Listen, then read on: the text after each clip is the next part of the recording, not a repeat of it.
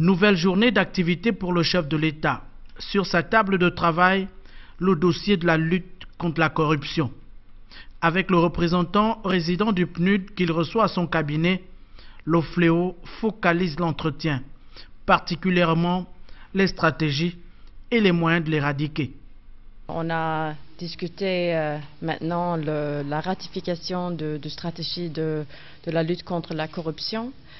Et on a bien discuté qu'est-ce qu'il faut mettre en place pour vraiment une mise en œuvre très efficace de lutter contre la corruption ici au Gabon, que ça va aider vraiment le climat de doing business, comment ça va être un point d'attraction, comment ça va être aussi une stratégie pour vraiment valider l'intégrité de la population ici au Gabon. Pour le représentant résident du PNUD, la corruption est un frein au développement.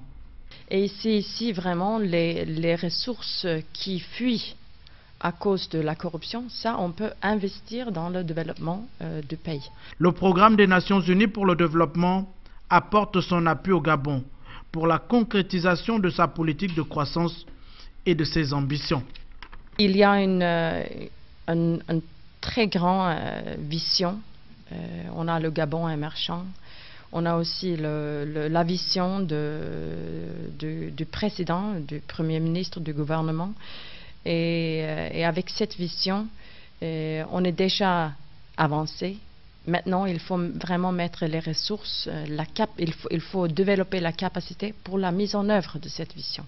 On a aussi discuté la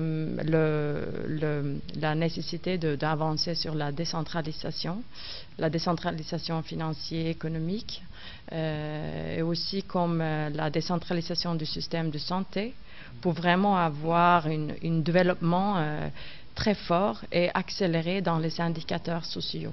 Que la population voit un développement plus accéléré au niveau social, au niveau économique et au niveau de gouvernance.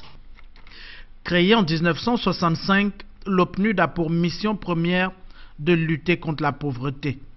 Un challenge, une ambition inscrite en bonne place dans la stratégie d'accroissement chère au président de la République.